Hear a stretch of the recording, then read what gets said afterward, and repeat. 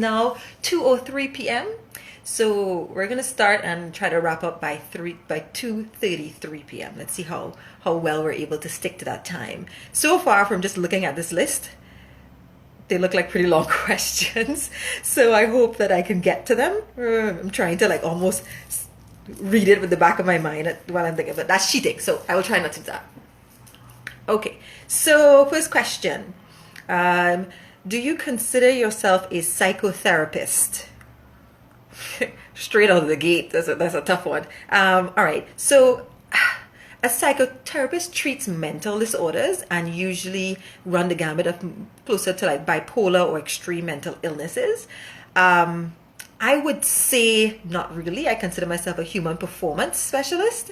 So I have training in psychotherapy, and the other thing to consider too is that psychotherapy has different areas or sections, and like psychoanalysis, behavioral therapy, cognitive therapy, humanistic therapy, integrative therapy. So all of that sort of goes under the umbrella of psychotherapy. So I would say that I sample from all of those to do the work that I do. So I wouldn't say that I've spent a lot of my time working with, in my professional sense, working with people that need specific psychotherapy.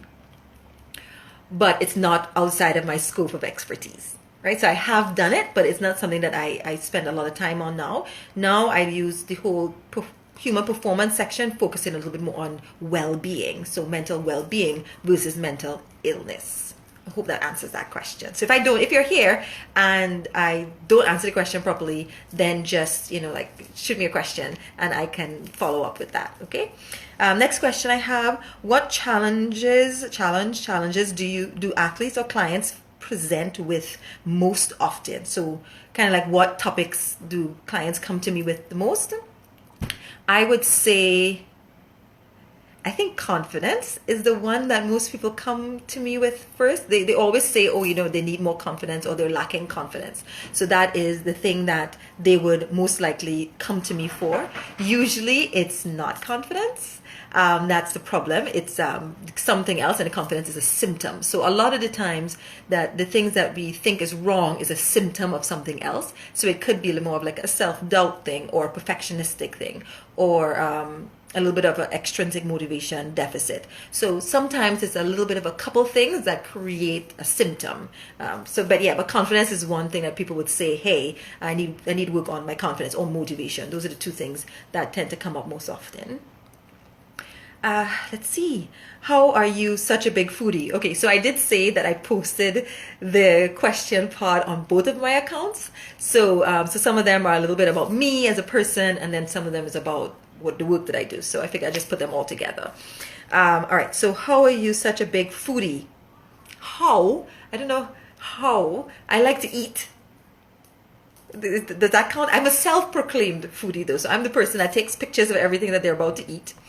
I'm the person that posts things that other people eat. But I like experimenting with food. I enjoy food. I would try anything twice.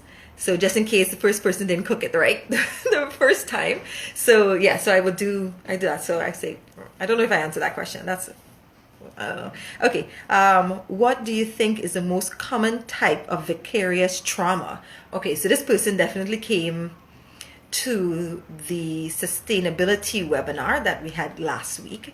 So for those of you that weren't there, vicarious trauma is a trauma that you might experience by not necessarily being at an event or personally being affected by an event, but you may have seen it, read about it, heard about it, and you experience a response to that event, and it's called the vicarious trauma. So similarly to some people who had to seek support after 9/11 or after Hurricane Katrina or after hurricanes or different things like that, then they would be experiencing a vicarious trauma. So I think this person is asking, when they say the most common type of vicarious, like how do people experience it the most? Like where does the trauma come from the most? It really depends on the personality of the person, but I would say by seeing it. So television, movies, you know how you can see a horror movie and then dream about it that night, then that could be a form or a susceptibility to a vicarious trauma. So yes, so I would say by seeing it. So television, that's why one of the first things that people told you about when dealing with the quarantine and the pandemic is to limit how much information that you're taking. And that is because when you see, you would internalize a lot better or a lot faster. So hopefully I answered that question. All right, are you going to read us more bedtime stories? No, I'll have to talk to the people over at Read Me TT. So a couple weeks ago, I read, with a friend of mine, I read a children's story called The Protector's Pledge to on Instagram Live. So I guess this is a lie then. This is my third Instagram Live. So read this story to them, read the first two chapters, and subsequently they've read other chapters of the book and they've gone on to other books. So if you have kids and you're interested in participating in something like that or having them take over read night for you, Read Me TT is the handle. It's pretty fun. So a lot of people, sort of volunteer to do that. So it's pretty cool. So, but am I going to do it? I'm not sure. I'll probably have to ask if I can do it again. Let's see. Okay. What issue would you say people face the most in this time? What issue would I say people face the most in this time? I think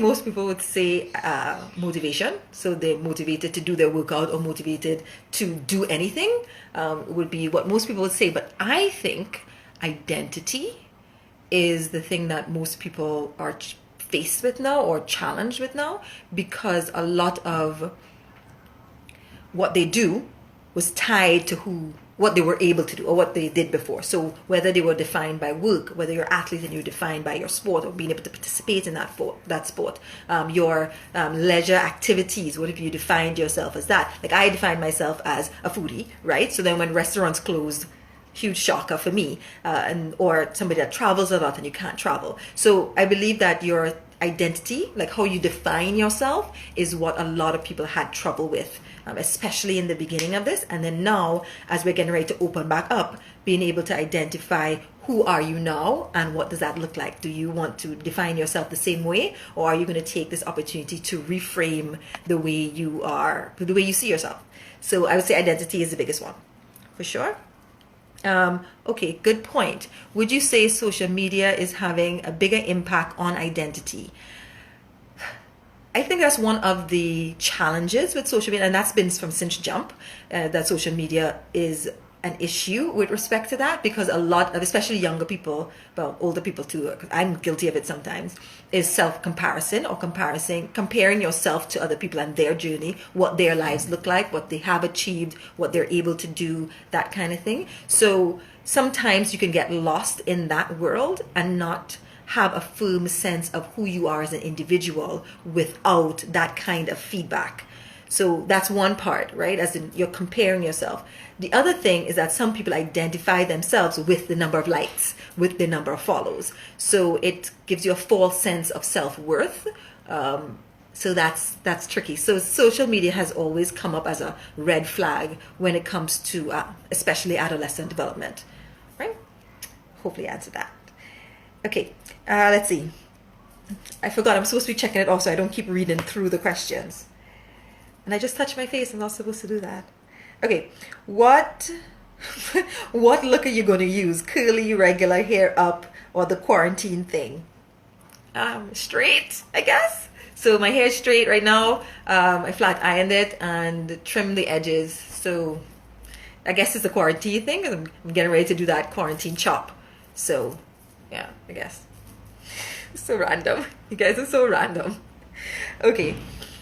How is online consulting different from regular? Or what should I look for? Okay, so obviously just for the basis, online consulting is like this, right? So you would see your clients or people like that, or in groups through a computer. So that's how it's different. What makes it more difficult, maybe that's part of the question, is Oh, hi, Aisha. That's my doubles partner from college. So, haven't seen you in so long. Okay, so the difficulty with it is that you miss out on some of the cues that you might have missed in face-to-face or in-person consulting. That I think was the initial challenge with consulting online or consulting virtually. So now though, where things are a lot clearer, the technology is so much better, then it's much easier to pick up on some of the idiosyncrasies or the personal traits that person would have, like the way I raise my eyebrows when I speak, or I use my hands, or something like that. You would want to make sure that the person that you're working with is, sitting upright, so that way, at least at the beginning, so that way when they make changes to their posture or they change or they shift, you can identify some of that stuff. So if you're interested in that kind of work, you could let me know. You could shoot me an email and you could let me know. I've been doing online consulting for about 3.5 years now, so way before COVID happened. So if you have questions about that process, great.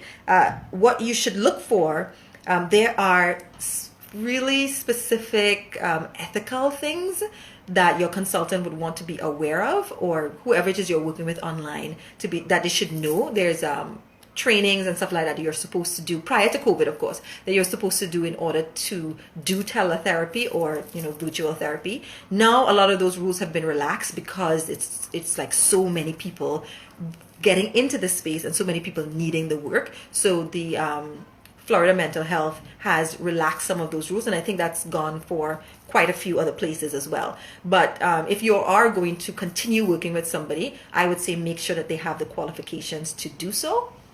And they have the qualifications to work on what you need to work on. So, just being aware of that and paying attention to that bit of it. Okay, on to the second page. All right, so we are 15 minutes in. So we're doing okay. I think we're going to make the 15 questions in 30 minutes. So, all right. Do you post webinars? I have not posted any of my webinars, like saved them and posted them. I've saved one, but I haven't posted it, just the last one. I was challenged with that because I wasn't sure what the guidelines were, depending on kind of the topic and what was discussed, for HIPAA regulations, confidentiality regulations, that kind of thing. So I was waiting to make sure I was clear on what that means and how that looks like in the counseling or telecounseling space, to make sure that I wasn't breaking any rules. Last thing I need is to break any rules. So that's one thing. The second thing, what I tend to do with my webinars is I send a recap.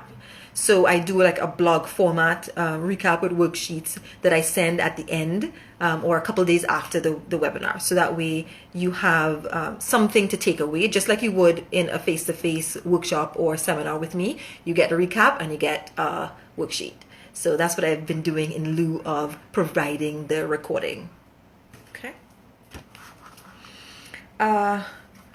What's your favorite topic to teach? What is my favorite topic to teach?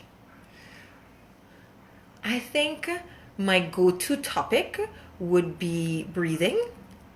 So I'd say I agree with that. So my favorite topic to teach would be breathing, because I recognize that it is one of the first things that people tend to freeze up on when they are in a stressful situation or in any kind of pressurized situations. You tend to your breathing changes first usually, and then that leads to heart rate, then that leads to the brain spinning. Okay, so I've always believed that if you teach breathing first, then you're one step ahead to sort of deal with some of the other relaxation processes and psychological processes that might result. So with breathing, it's almost that connective piece that connects the body with the mind. It's the first thing that once it's disconnected, then you have a problem. So I try to teach the right way to breathe, the different types of breathing, what's an effective breath, what's a not effective breath. One thing that I always try to teach is the parts of the breath and which part comes first. Now, usually people don't get this part right. Like the number of the parts of the breath. Mostly you think of inhale, exhale, right? Actually, there's about 3 or 4 parts of a breath, and that's because there are pauses or holds in an effective deep breath, right? So you would inhale, that's 1. You would hold it, that's 2. You would exhale, that's 3. And then there's a pause again, that's 4.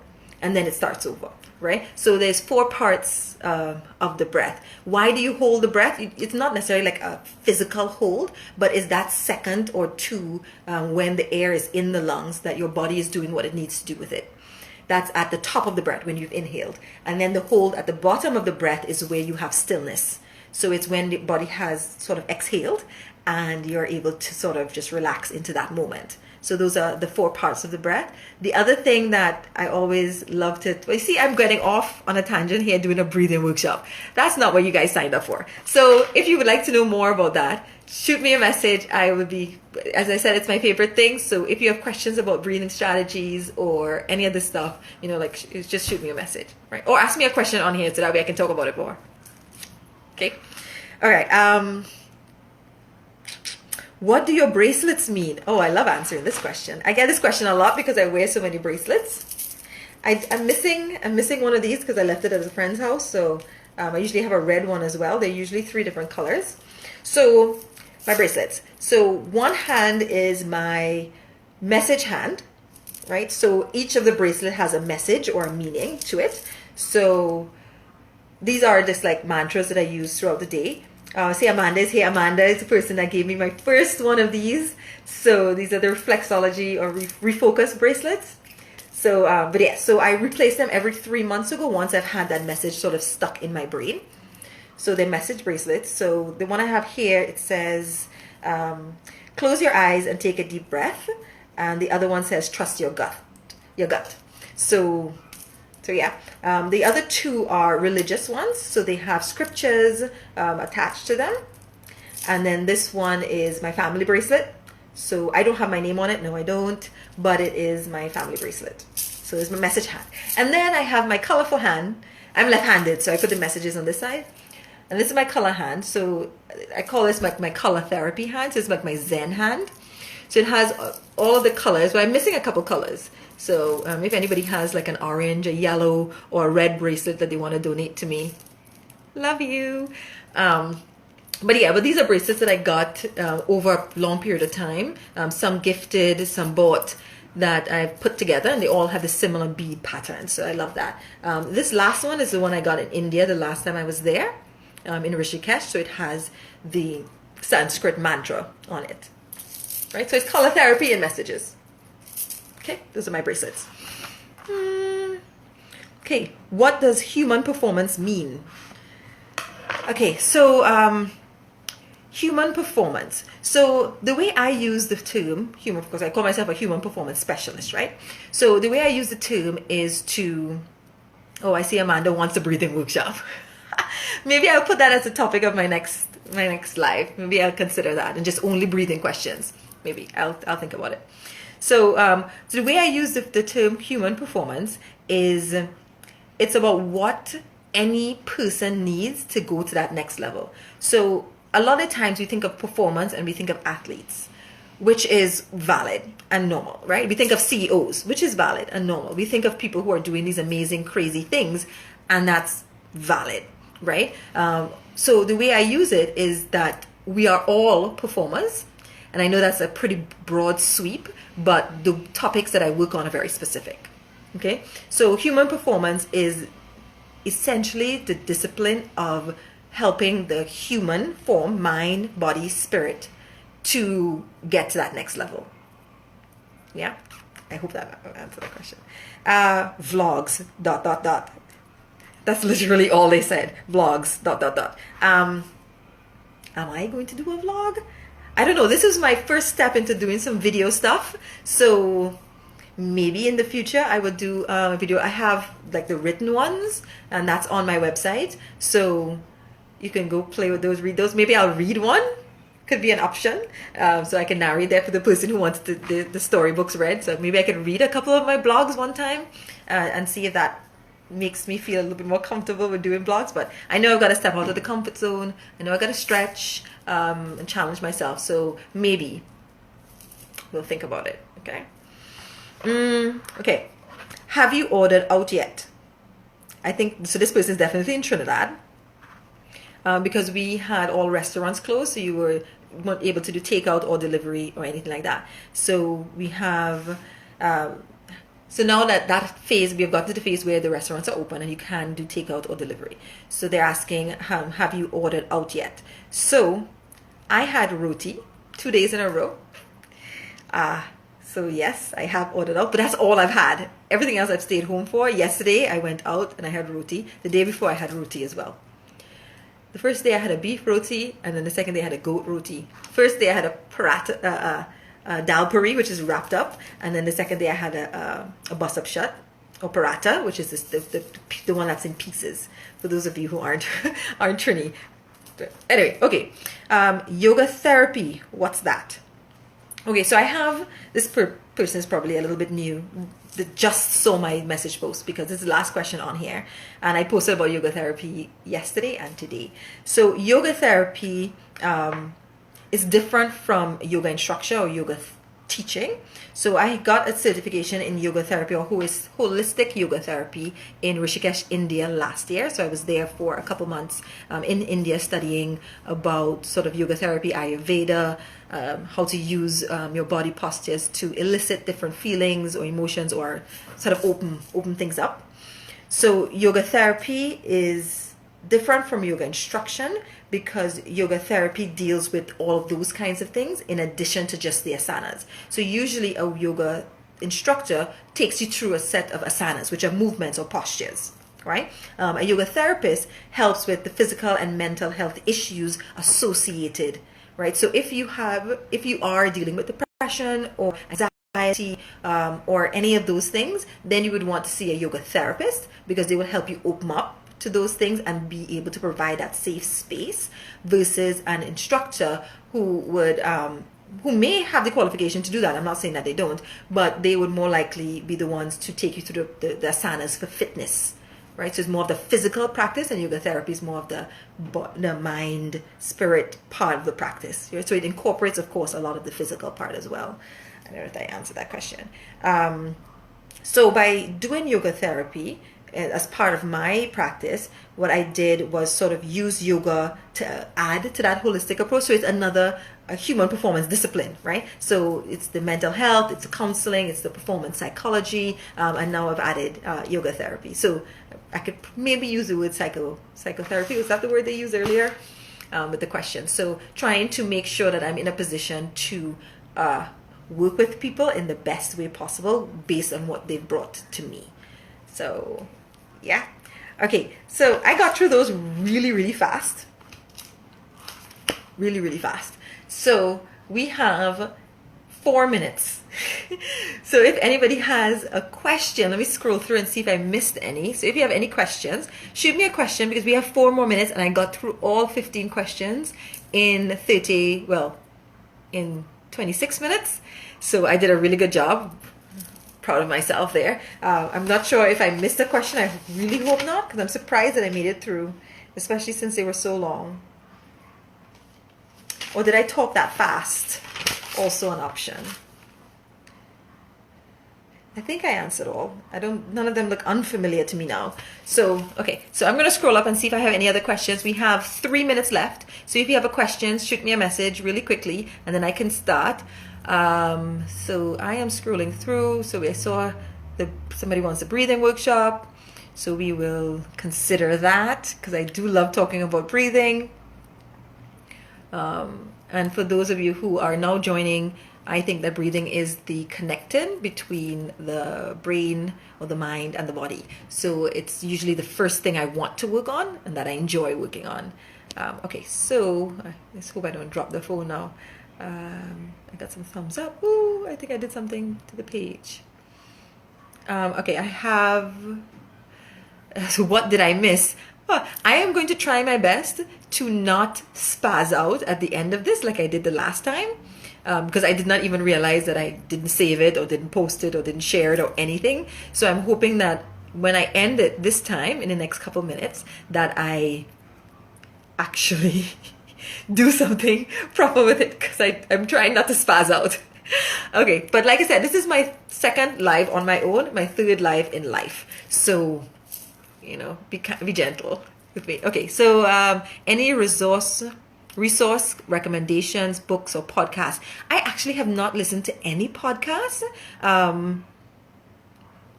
for the quarantine, which is strange, right? I've done a ton of webinars, just like increasing my knowledge and understanding what people are doing. A lot of business webinars. I've done a lot of COVID related ones, of course. So I've done a lot of those, but I have not really done very many podcasts. I think, I haven't really done any. So I'm not sure what people are talking about right now. I should probably get on that. So books though. What do I have? What do I have here? So this is just straight off my shelf in the corner back there. So the ones that I'm reading right now is Energy Healing Techniques.